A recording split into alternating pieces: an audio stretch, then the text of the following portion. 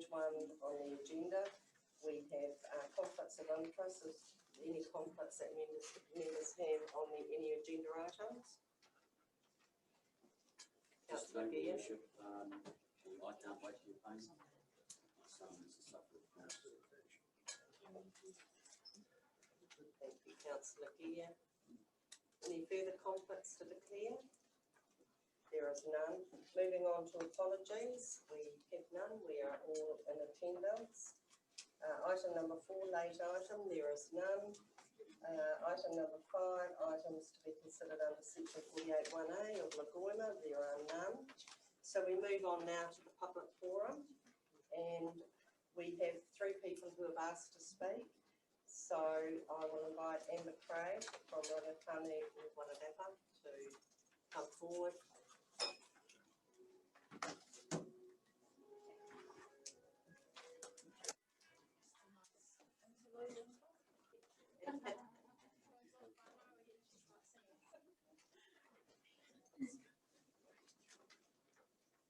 Kia ora koutou. Kia ora ngā whānau. Amazing to see you all here, and our kaumātua as well. It's really awesome to have your support here. We're here to discuss Māori wards, and from our perspective at Rangitane Wairarapa, they are the bare minimum. But they also start to shift the power dynamic. We have the ability to have someone on the council whose role will be to advocate for us, our people, to advocate for our views and our whānau, our hapu, and our marae, and our mokopuna to come. When you're elected into these positions, you're elected for all members of your community. But what is good for Māori is good for everyone. A Māori ward is an obligation you have to our whānau, our hapu, our marae, and our iwi to have a vote and a voice at that table. To start to shift the power dynamics. As tangata tiriti and tangata whenua from other roki, it's really important for you to vote in support of our whānau voice, asking to establish a Māori ward. Make no mistake, this role will not replace tangata whenua engagement. Your obligation is to engage with our whānau, our hapu, our marae, and our iwi, but it will ensure that the Māori voice is never forgotten at your council table, and that we have the power of voting too. It's about moving to co-governance, co-management, and cooperation with our whānau, but ultimately it's moving towards our manu motuhake. It's us stepping up for our mokopuna. Ahakoa he iti he punamu. Although today's actions may be small, they are massive for us. And that's really all we wanted to say today, this morning, or this afternoon, in support of the Māori boards. E uri o katonga, rawa korere tua, ko tau toki, ko waipuna, ko mahue, tōna wahine, taku ariki, ko Rangitane. Taku ariki, ko Rangitane.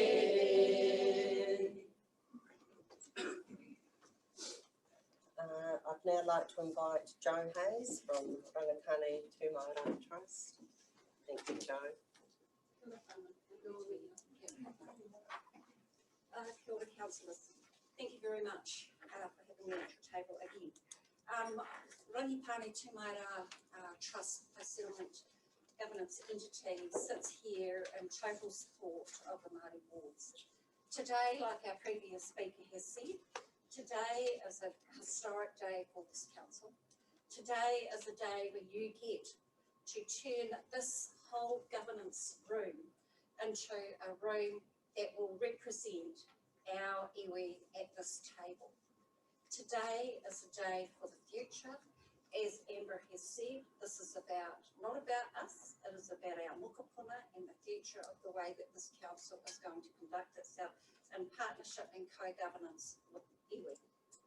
It is my pleasure, I'm very humbled to be able to be the voice for Rangitane Tūmaira Trust. I want to say that exactly what Amber said around the person that becomes the member through a Māori ward will be our member. They are our whānau and they will sit on this group. But please do not be mistaken. Many people say that when you sit as a councillor, you sit for everybody. Unfortunately for us as whānau, they are our people. They will be our voice, our future. So it is with great pleasure that I sit here and reiterate to all of you, we want to have a Māori ward, we want to put our member forward, and we want them to be successful in the deliberations that happen at this table into the future. So I ask all of you to please vote in favour of a Māori ward. Thank you.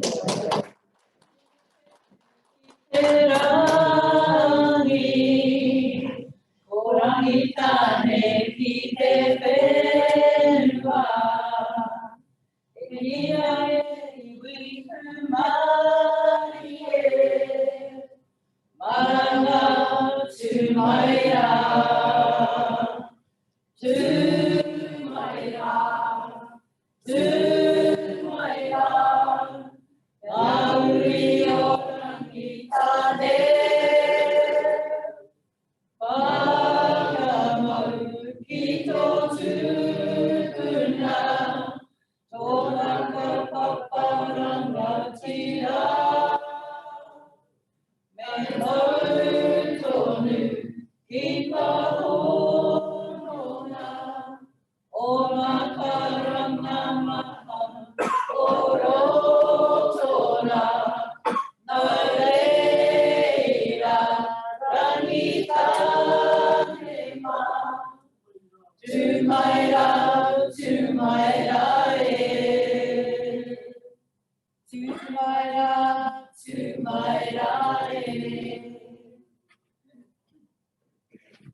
I would now like to welcome Nelson Rangi to come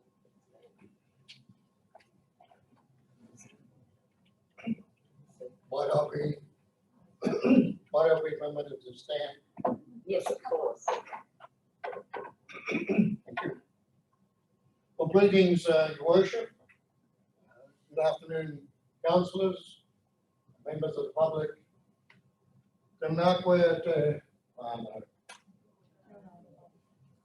Councillors, you are about to make decisions which will affect the future of Masterton District and all of the people who reside within it.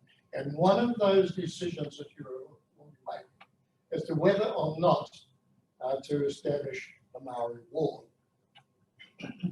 Now, up in the past and up until now, there's been a reluctance from various councils to go down that path for the simple reason that to do so would invoke a demand for a binding referendum. And it would almost inevitably result in shooting the whole project down. In other words, that it is permitted for the public to overturn a decision of the council. And to some degree, you could say that that is a vote of no confidence in the council, and we do not want to see that sort of thing happen in circumstances like that. And it can only be done in the case of a Maori ward. The public do not have the right to have a referendum on any other ward, whether it be country or town, whether it be north or south, Solway or Lansdowne, whatever. It is simply the law was targeted specifically to make it difficult for Māori to have a ward specifically for them. But now the government, just 2 months ago, have removed that provision in the law, which now means that the council can deliberate without any side issues. They can say, do we want a Māori ward or don't we? And what they say goes It puts a Māori ward in the same position as any other ward. It does tend to help to level the playing field. And why would it be shot down in flames as it has been in the past? Well, whether we like it or not, there is a significant number of people who, for whatever reason, will go out of their way to make sure, in every way possible, that Māori are not included in the decision-making role within the community. Perhaps we ought to pause and reflect how that came about. Well, it was nearly 200 years ago when European settlers came here to make New Zealand their place to live. They wanted to make it very similar to where they had come from. And they saw Māori as being an impediment to their desires. And that was aided by successive colonial governments who, as historical records show, had a planned campaign, had an ongoing planned campaign to deprive Māori, deprive them of their lands, deprive them of their food sources, of their way of life, of their cultural values, and even their language. And that was given some legitimacy in 1876 when the Chief Justice of New Zealand, the Right Honourable Sir James Prendergast, famously declared, perhaps infamously declared, he said, Māori are primitive barbarians. Primitive barbarians. He called them savages. He said they are not capable, they are incapable of carrying out the duties and therefore are not entitled to assume the rights of a civilized community.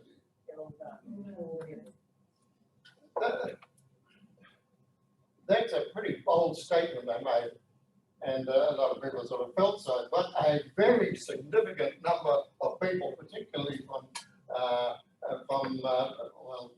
Prendergast's fellow countrymen, saw what he said as just being a reflection of their own sentiments which they've developed over the year, and which they pass on down through the generations, and that is still there, because as a child, their attitudes, their values are what their parents are. There's no question about that attitude, but that's the way things are, you know how it goes. But despite the fact that Māori did have that problem with them, and I'll tell you another thing that Prendergast was recorded as saying. He said that Māori should be allowed to die out, and the sooner the better. But despite that, they have come back. It was taken a long, long time. But now, it is no mourning, and people, Māori, are getting some traction, and you can see the change, the shift in things. You only have to look at the hundreds of people, even in the Wairarapa, who are non-Māori, who are learning to speak the language, to learn how to pronounce Māori words correctly, and to adopt some of the words and some of the things that they see a value. They see Māori as being a new dimension, a different dimension, a different point of view.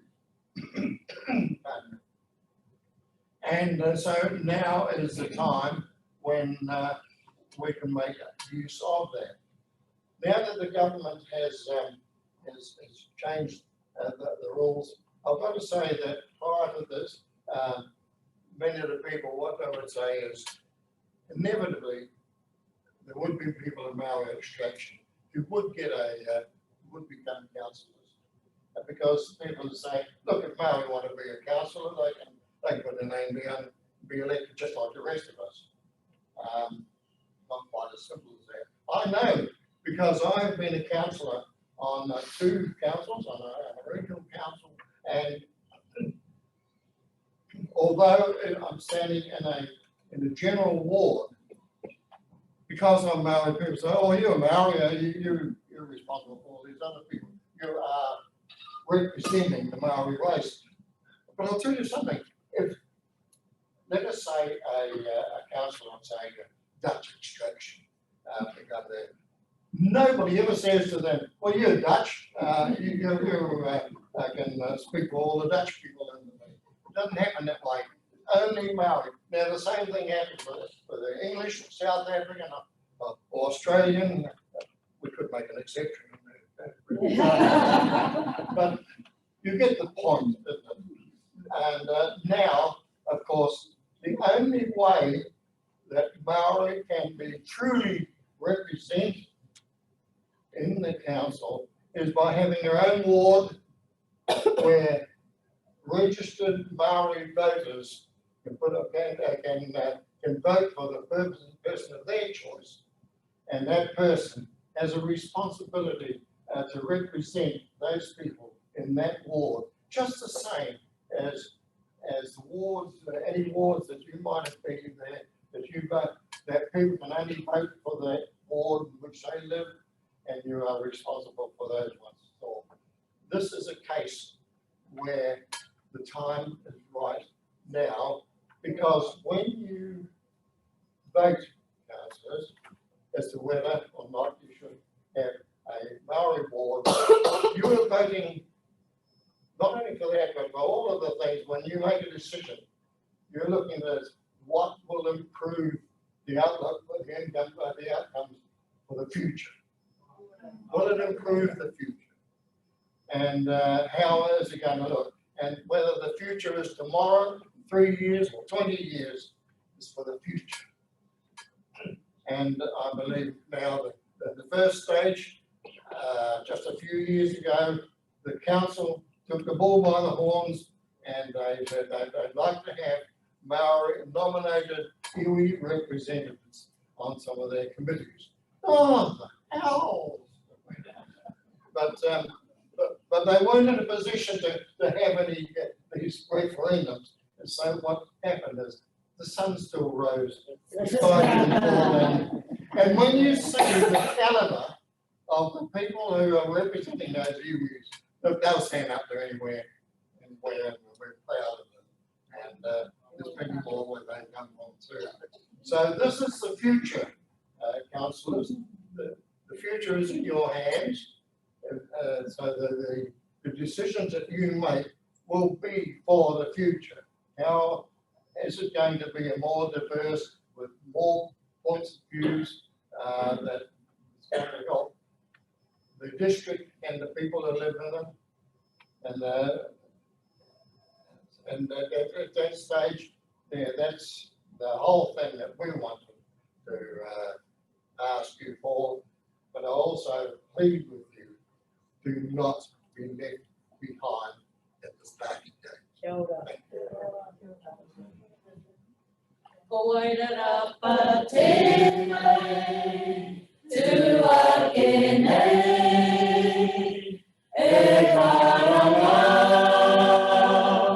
i te iwi, koe te po, kia hari rane, ma te marama, arataki,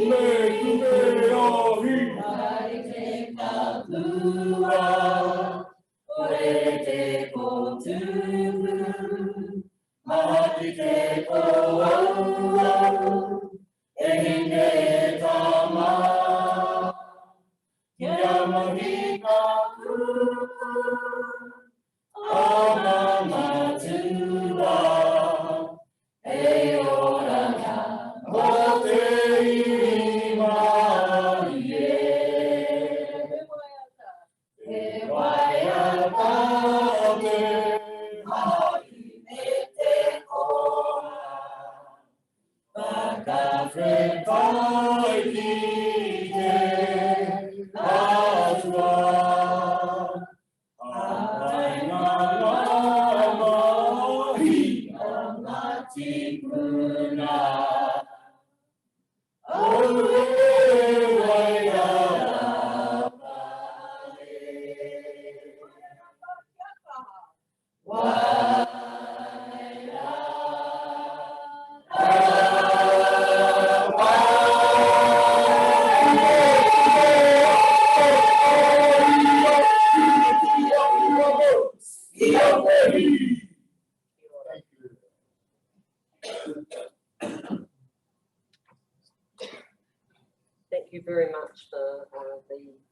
for those presentations to us.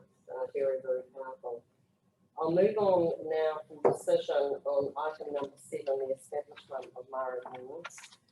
I will speak to this item, but I will go first to councillors to see if they have any questions on the content of the report, which, for clarity, it is quite complex around the electoral act. So is there any questions that councillors may have from the report? There is none.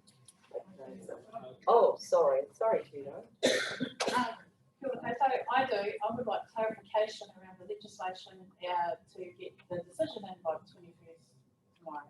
Could you just give an explanation of what that is for whānau here that maybe wants to know that? Kia ora.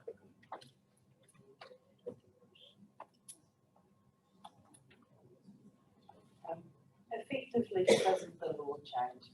We have until tomorrow to make this decision. And therefore, we have brought this paper to this council meeting, which has been called especially to enable a decision to be made.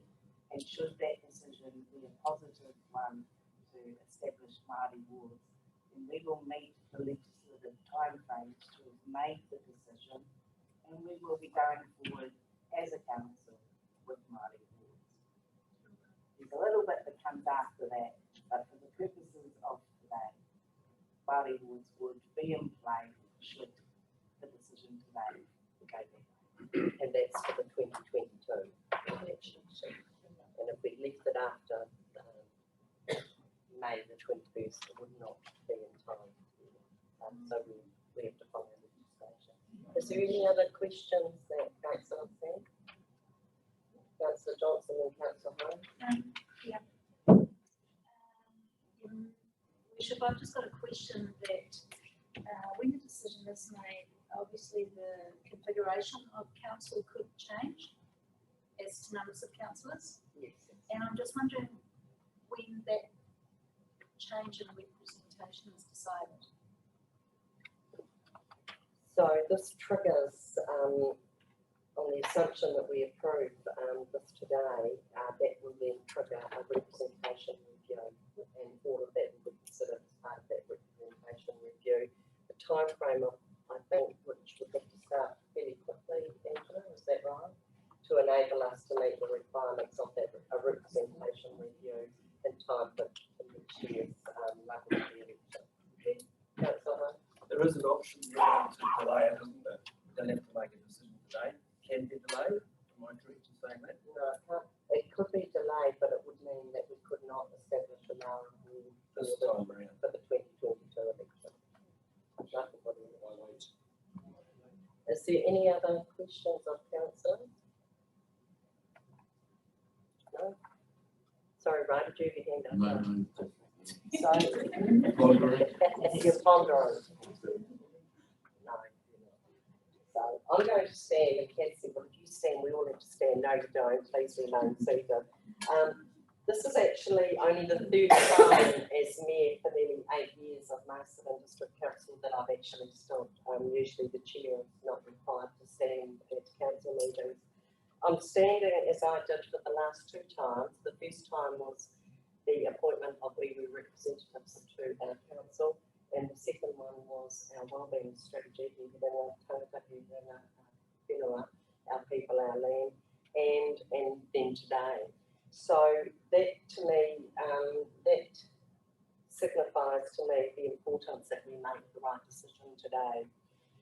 So I just want to acknowledge Nelson and other kaumātua, but particularly Nelson, because Nelson was in the room when we made the decision on the iwi representative. You and Tina Tito was chair of the Ngātani at that time, as you were chair of Ngāti Kapanunu. So I just acknowledge that I still remember that day quite vividly. And you're right, the reason why we elected to go through the appointment process is we did not want to see what had happened and what's happening in the likes of Newcomer and other councils right through New Zealand. So we decided to appoint, and yes, there was quite a couple. But it is interesting to note that now every new term of council at our inaugural meeting, we need to formally appoint independent people to our council. So we have an independent chair of audit who is appointed at our inaugural meeting, and our iwi representatives are nominated by their respective iwis. So last time it was unopposed. Previously there had been councillors who may have opposed it. To me, that's hugely significant for our discussions today, because it signifies that our councillors have seen the merit of having an iwi voice at the table, that it enriches our conversations and is an important part of the process. So I think we have moved a long way forward. I also acknowledge the Minister of Local Government, the Honourable Nana Mahuta, as she says, the way that it was structured, our legislation was structured, it was an almost insurmountable barrier to councils trying to improve the democratic representation of Māori interests. All such polls, bar one, have rejected Māori wards. So I think this is just the beginning as we head into what will hopefully be more of ballot representation as part of recognising our mana whenua that need to be sitting around this table and part of the decision making. So it's on that note that I'm going to move the recommendation that council receives the report and approves the establishment of Māori wards for the 2022 local government elections. I would ask if there is a second. I'll take Councillor Graham McClymont to second, and then I'll open it up for discussion. Councillor Thompson. I support the motion, and I think it's a fantastic idea. What I would like to say, though, I think alongside the process and the establishment of the Māori ward, there needs to be an education process as well. A lot of our community don't understand the ramifications. They also, a lot of our community don't realise that anybody can stand for the Māori ward. So this, the success of this being established will be on the strength of the candidates and also engagement from voters. At present, 21% of our population is Māori and only 12% on the electoral roll. So bring it on, but let's get some great candidates and let's get the community engaged so that we get an excellent result and a result that represents our community. Right, and then Councillor Pettis. Your wishes.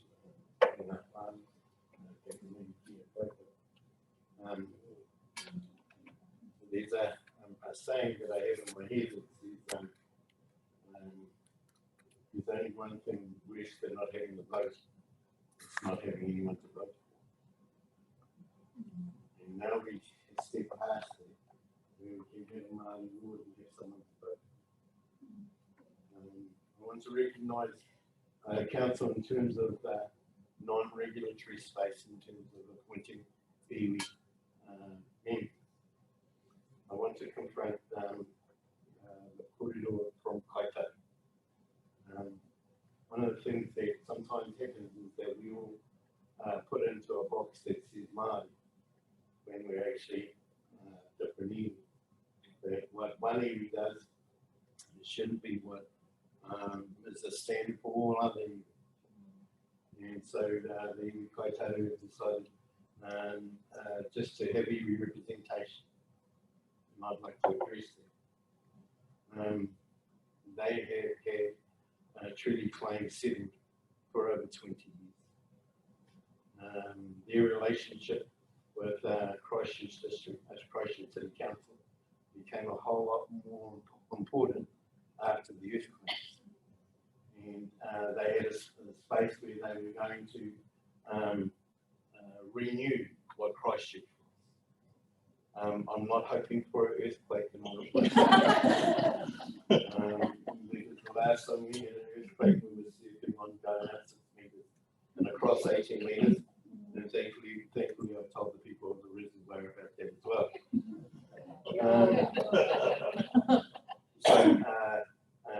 In terms of this piece, this is what Waialapa has wanted to do. I commend your worship and the people that you took with you to come and consult with our farm. There are some district councils that aren't so far away from here who haven't done that. And so we see that you've taken that process and been able to look how Waialapa can and Masterton District Council can be ready for that. And I commend you for that. I commend our whānau for being here and having the most we've ever had in the room. Because it's that kind of day. It's a historical day. We also think, what support do we have in council to support a person who's representing a Māori ward? And we're improving on that, and we still have steps to go. I'm sorry to say to the council that this won't be the last. There's other steps to go, and we've talked about education, and there's other things like the manapako and thinking about how we work that way as well. We might come to a post-settlement era where Māori are contributors to this place, and that's an area we need really away to be contributing to our communities in a better way. And this is one of the states. Kia ora.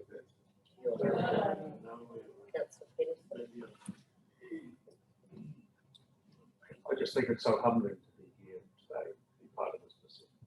Seeing you all here is so impressive, and it recognises just how important this day is to you.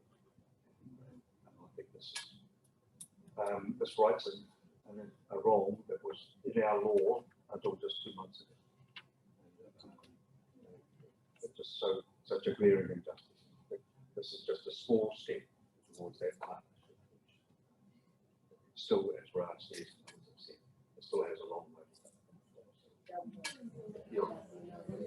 That's the moment. Thank you, Your Worship. I'll refer back to Nelson and acknowledge you, Nelson.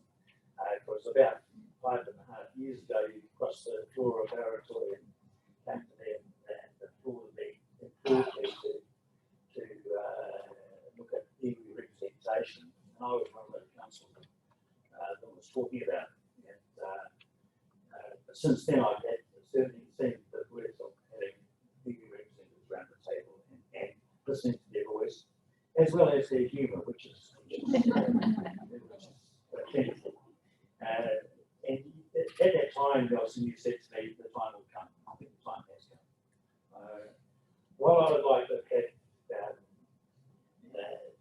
further information on the proposed legislative changes around how awards work, I think it's clear and sufficient indication that they will be introduced and to honour the treaty obligations around the partnership and equitable representation.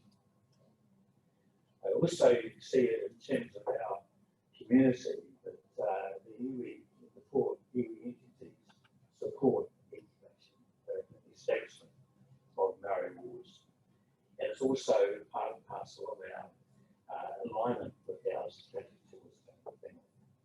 So I have no problem supporting this recommendation. And Thank you, Fraser. Is there any other discussion? Councillor Nixon. None. Good everyone. It is a very humbling experience being here, and my time watching what happens down home. and was quite surprised to see that they went with Iwi representation. And that, I think, made me ponder whether Māori boards are going to be just it, and I don't think they are. I actually have a bit of a problem with the legislation that got us to this point. Not that we are at this point, but the way that it was done. And it's done because sometimes majority is an ugly beast. And this government at least had some courage to overturn an inequitous situation where people could make a decision to overturn something which was actually for the betterment of society.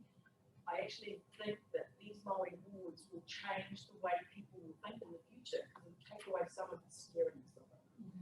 That you actually being here at the table will stop some of that scariness that like mess out here who really don't like this idea. So I wholeheartedly support the Māori boards, and I think somewhere along the line we've got to look at also the iwi representation as well, because we may find that someone suggested a really good looking All Black could end up in this Māori board who may not actually represent your views. So how do we still ensure that we encompass those views? So if I'm on my party, I sit here and I'll be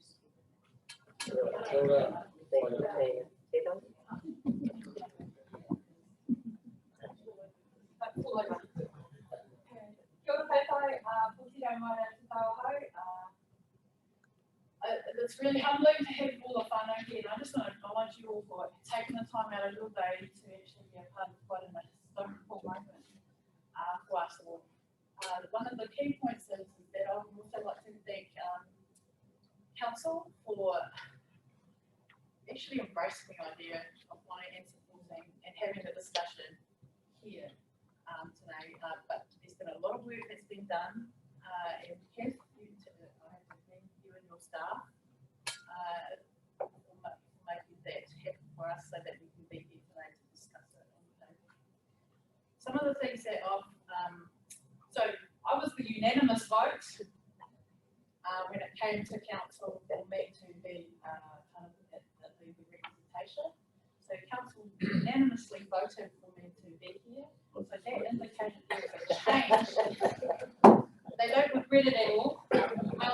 But that indicated right here and then that they were open to effect change. And my time being here nearly 3 years, nearly 3 years, has been one of understanding what council is. It's a humongous beast that has so many, it's complex, and and I'm still learning. But I would like to say that we've had robust discussions. There was a question that was asked of me that, you know, have there been times where the councillors don't agree with us as iwi representatives? Yes, but we've been allowed that robust discussion, and it's been frank and honest, and not always comfortable. And if we can create these spaces where we can have these sorts of dialogue in a board space, and we also continue to keep our iwi representation at the table, that will be the more Māori around the table, the better this council will be enriched. And that's how I feel about this. And I have to say thank you guys. Thank you all for I've been harping on about Māori boards for a while now, and I just want to say thank you very much to all the whānau who attended today and all those people that can't be here. I'd also just like to give my thoughts to those past whānau, because you know what, our tikanga, these are the aspirations they have for us, and to be able to be able to tipu to advocate for Māori outcomes for the betterment of our people is always a good thing. Now, iwi representation, like Tina said, needs to get at the table, even though there may be a review about it. Mātāwaka could also be a part of the Māori state. It's not necessarily being our voice, so please. And we have lots of council meetings, public meetings, and more things to come along.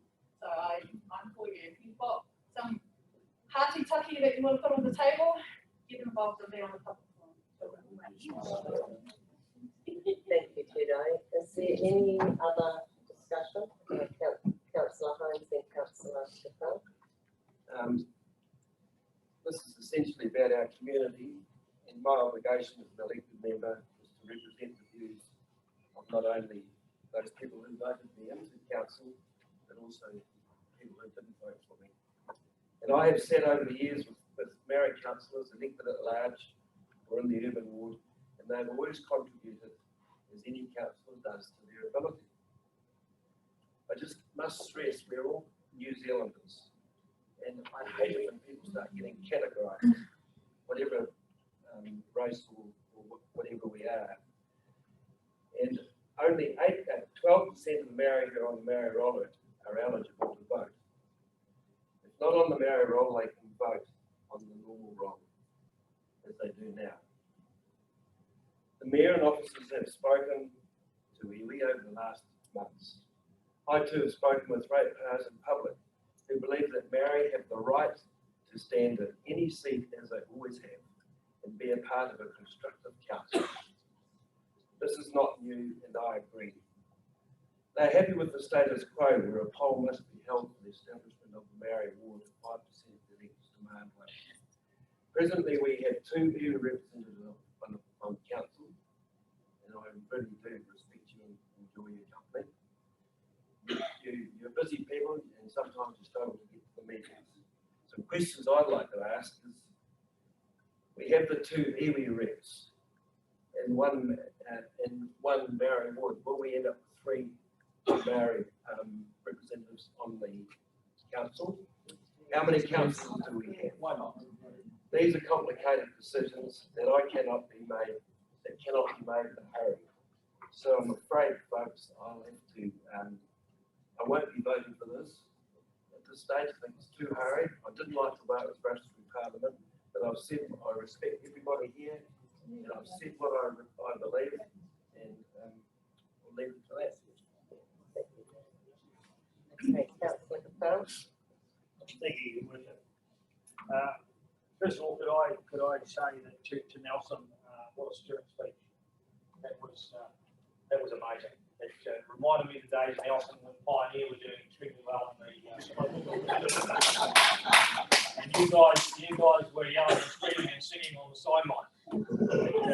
It hasn't happened a hell of a lot lately.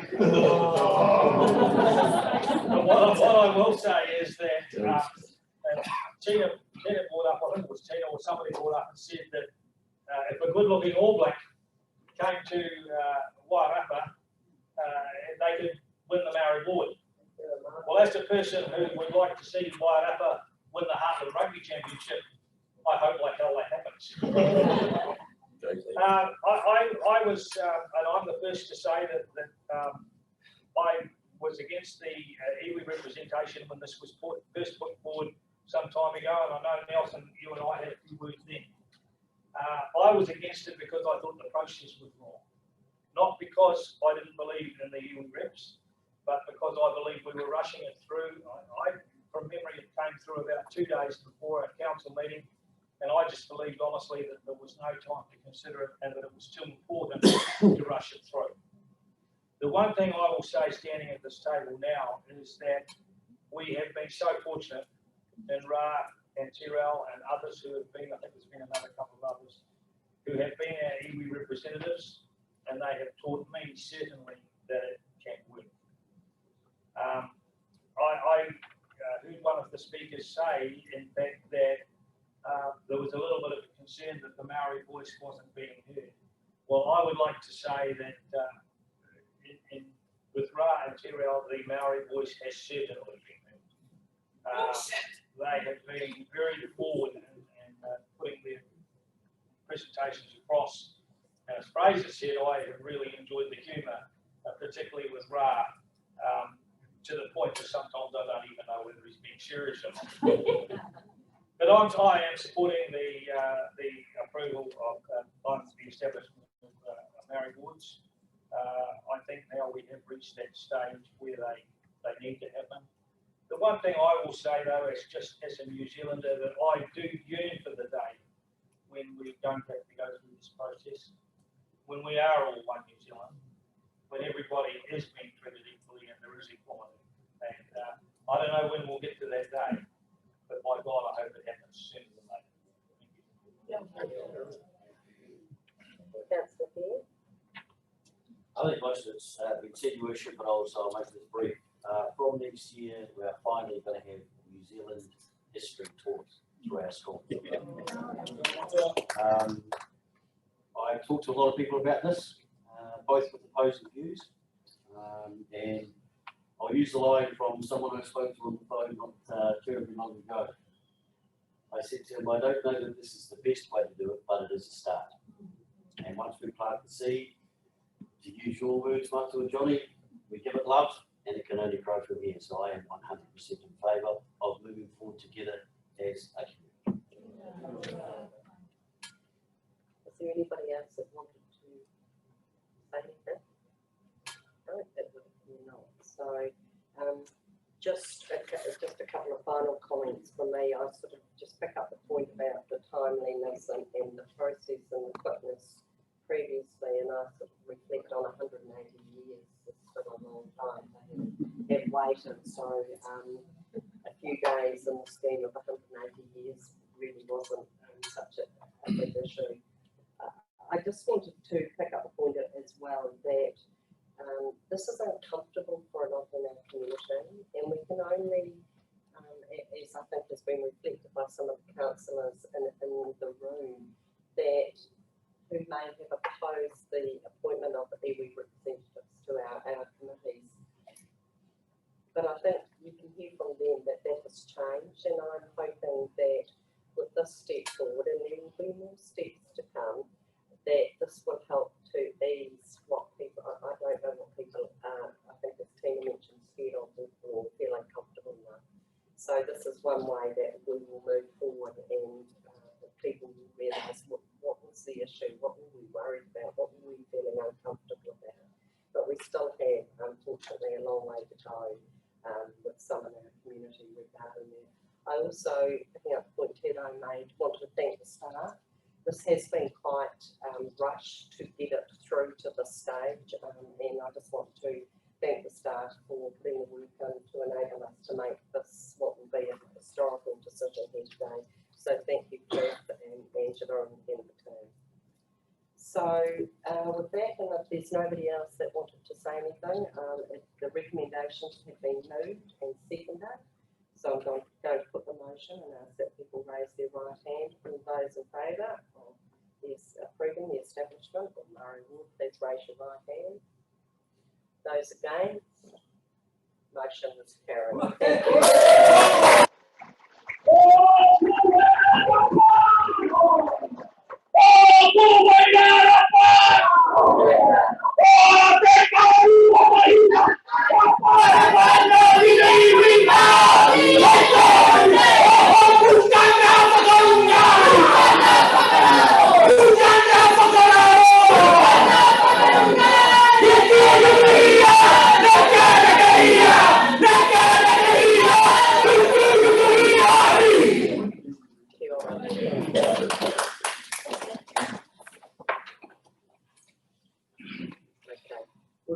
I'll just adjourn for 5 minutes. We've got a few other items on the agenda, but people are welcome to stay and talk about our dog fees and the tractor and bulldozer. It really sort of does pale a little bit into significance. So thank you.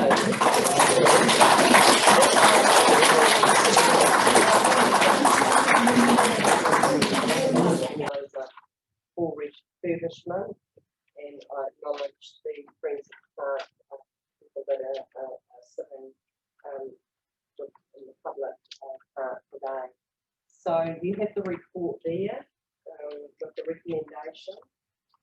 I'm going to ask if there are any questions, and I understand Phil is here.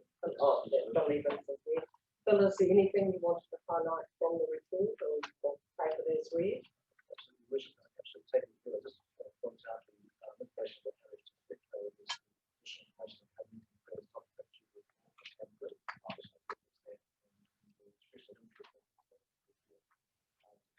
to information.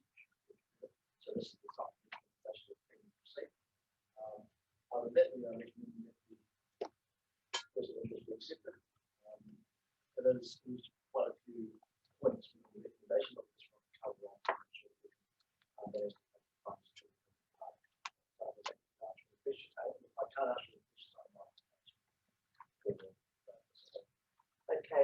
Are there any questions on the report, councillor Johnson? I'd like to make a recommendation. Okay, we'll come back. And we'll come back to that if there's no questions. No, okay, it's been moved by councillor Johnson, seconded by councillor Holmes, so open for discussion. Is there any councillor Capella?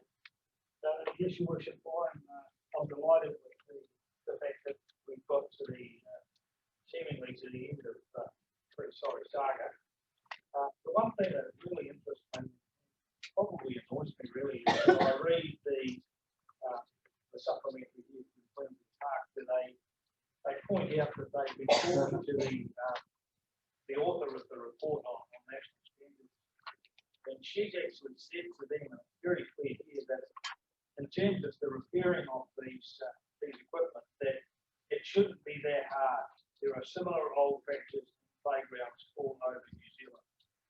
Well, I would have thought that if we as a council had asked that question, then perhaps the council itself could have got involved in sorting it out and doing the repairs ourselves on the basis it's not going to be that hard. Then why shouldn't we have got involved?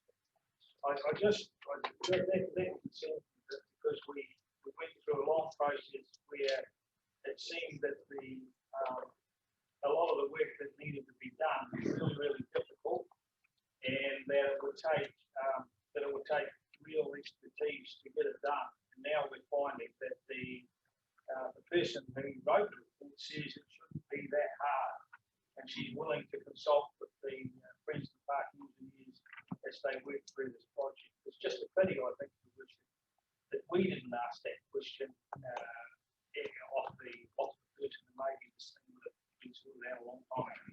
Okay, comments. Is there any other discussion? No, there's not.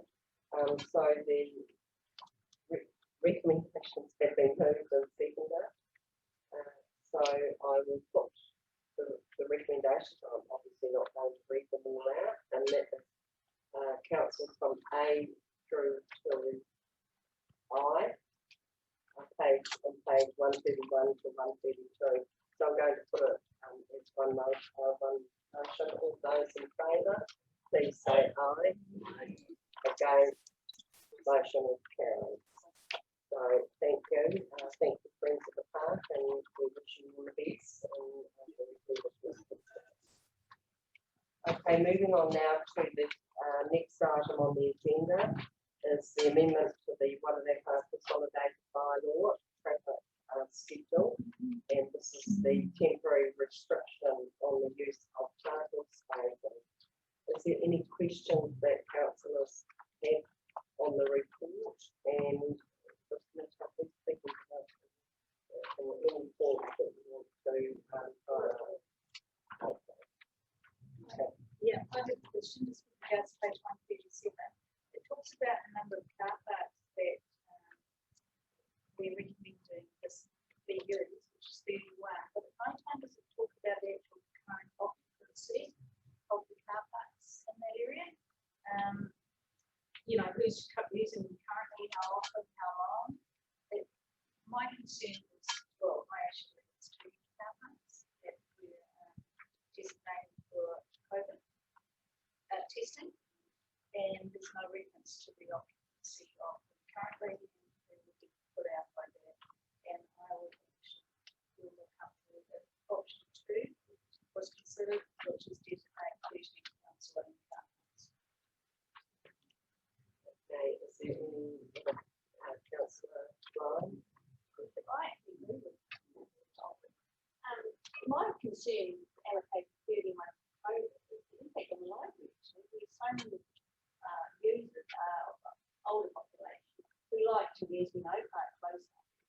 We are going to, and I know some of the COVID and triple injection,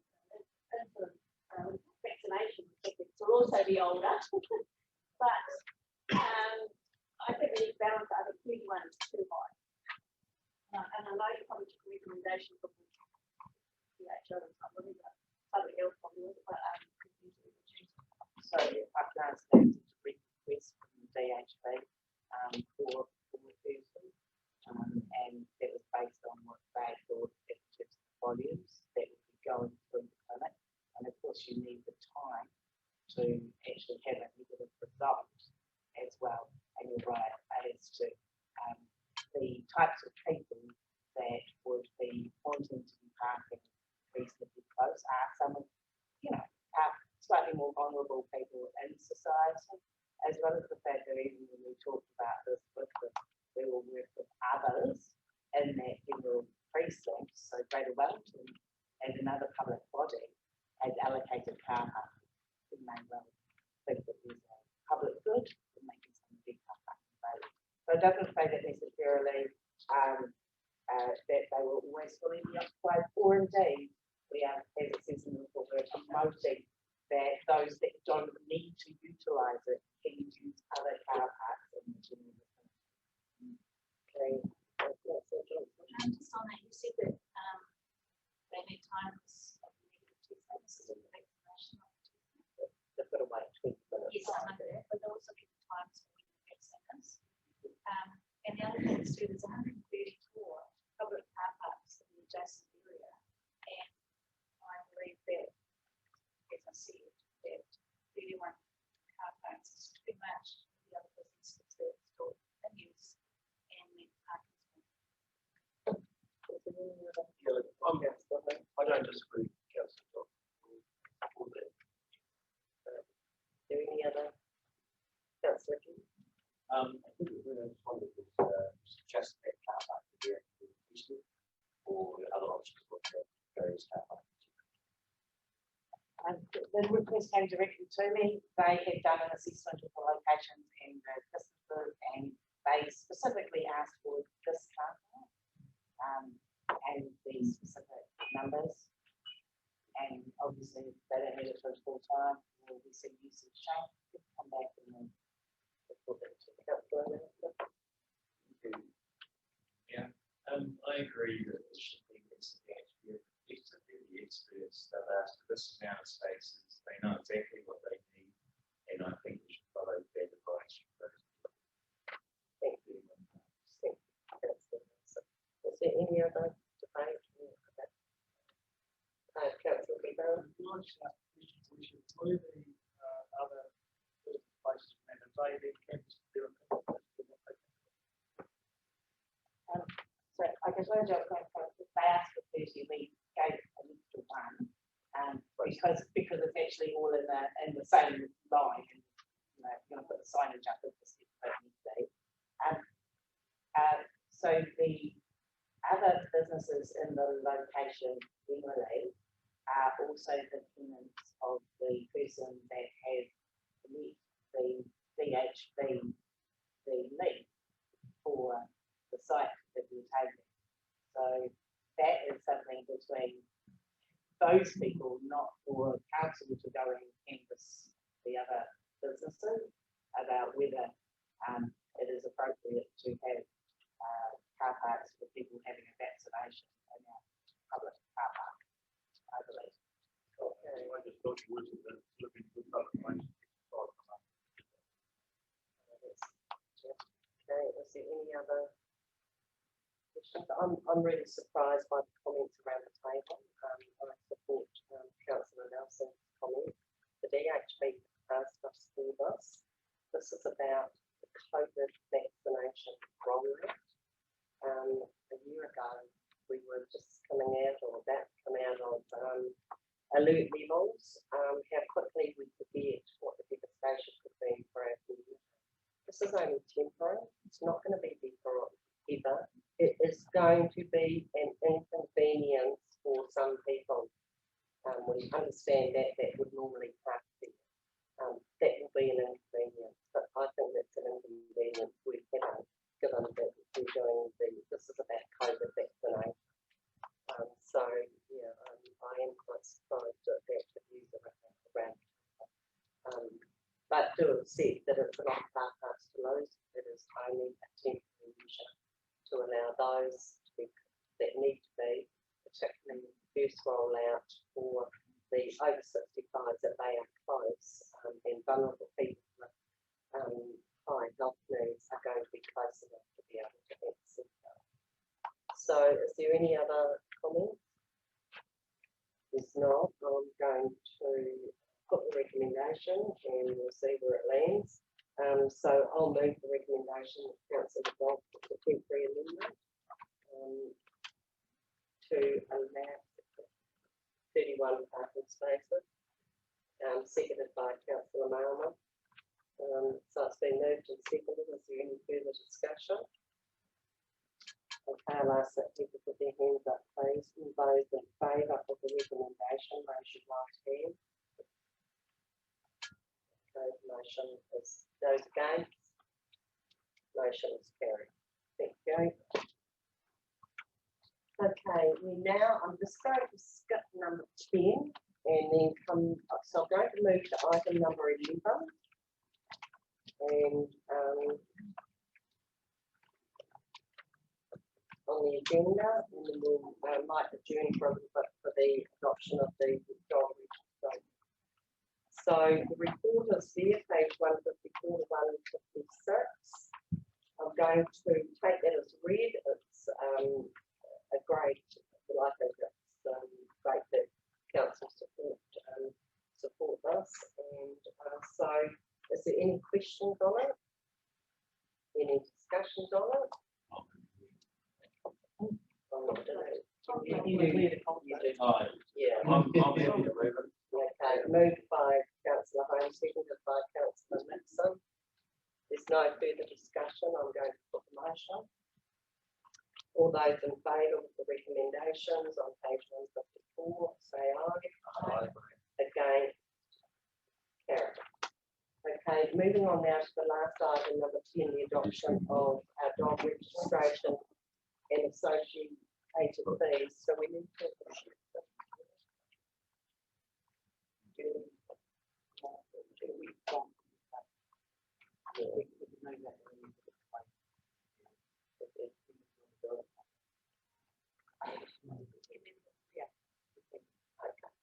Okay, so I will move, I'll carry on then to the last item, the adoption of the dog registration and associated fees. You have the report in front of you, and is there any questions on the report?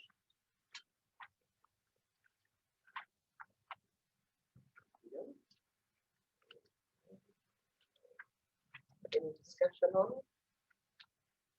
Okay, that's the adoption.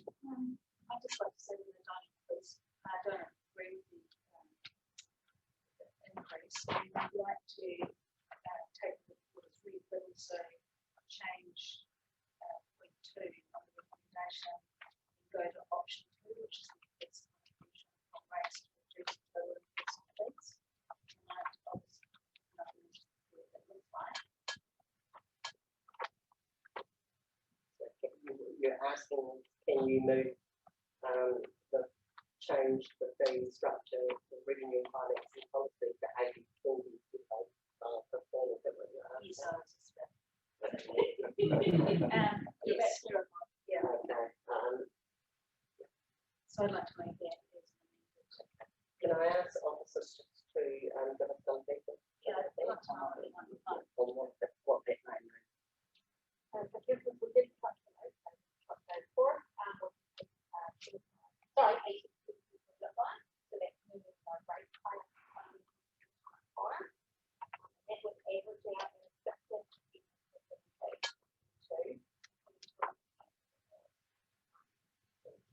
If you wanted to move the 15 lower, what it goes,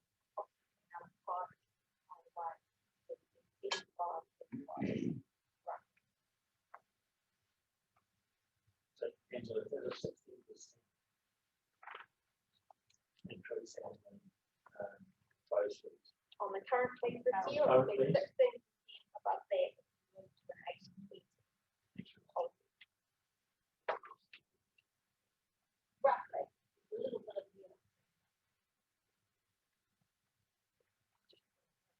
So we are going to review the things charges. You have reviewed it, yeah. Coming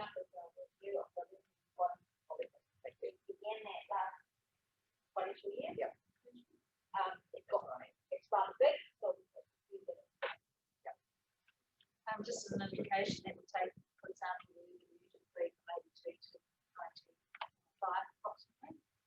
So I think that's what you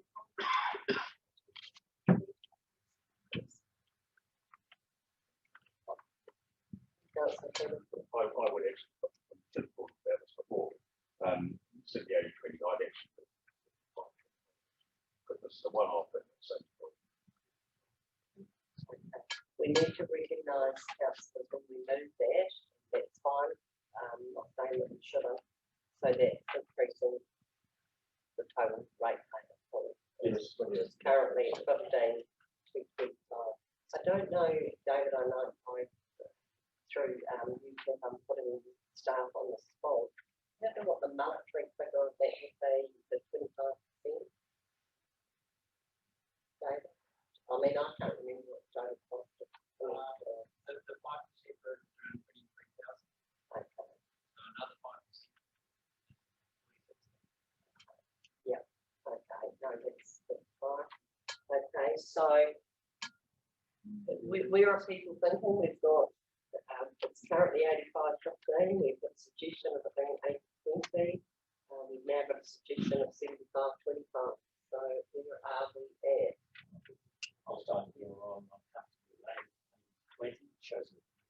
Okay. I think, so you've seconded that? Looks like I have to.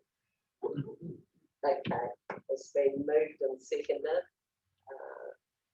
Councillor Pepper. I'll go with 25. I was one of the interest, you could have known. I was the one of the two, I think, Worship, but did not favour this these increases that last one came to us. We were considering this, and I still don't.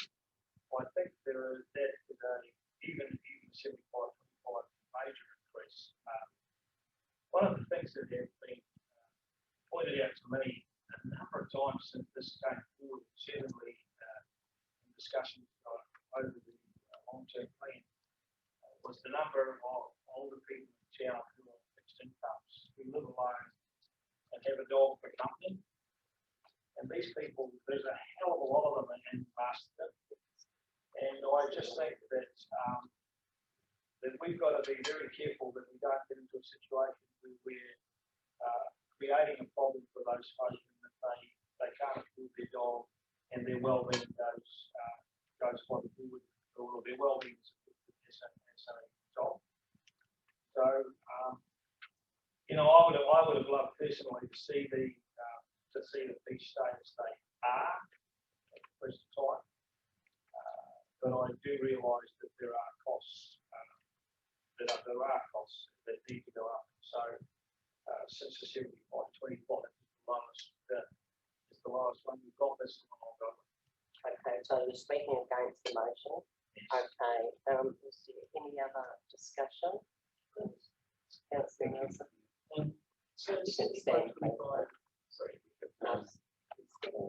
Is that actually still an increase? I'm just trying to do the maths in my head. And I just, I'm concerned for the rule. And I still think at some stage, that rate Just Councillor Peterson. I'd just like to make the point though that exactly the point I think for me is that just as the rural dominers don't use the pound very often, neither do all the good owners can. But that's why I think it should be recognised more as a general public. So any Targeting the good owners to something like that. okay, so sorry, Councillor Johnson. One of the other things too, I'd just like to point out is one of the increases contributed to one of the things which is borrowing cost for the replacement of the animal shelter facility. You know, I'd be really excited if we got to a position where finally perhaps it could be a regional facility for all three councils. Maybe that would reduce the cost to us payers moving forward. Also appreciate the moment that we have to make a commitment to building. I'm hoping that the situation might rectify itself. Don't we all? Okay. Okay, so, the motion has been moved and seconded. I think Gary's indicated that he may, that this should fail, there may, be another. So, it's been moved and seconded on that we adopt the dog registration. Thank you. Adopts the dog registration fees and associated animal service activity fees for 21-22 is specified in attachment 4, but recalculated to reflect the revenue and financial policy of 20% public benefit funded by rates and 80% private benefit funded by use of fees and charges, and acknowledges that the change in funding for pension for the animal control service is inconsistent with the current revenue and financing policy, and that policy will be addressed in the scheduled policy review taking place for 21-22. So, Bex, you moved that, you're happy with that, Rita? Councillor Malman? Okay. Given that, so, given that, I will put that, sorry, did somebody, I'm going to put that motion and ask that people raise their right hand. All those in favour, please say aye. Please raise your hand. Those against. Okay, the motion is carried. Okay, thank you.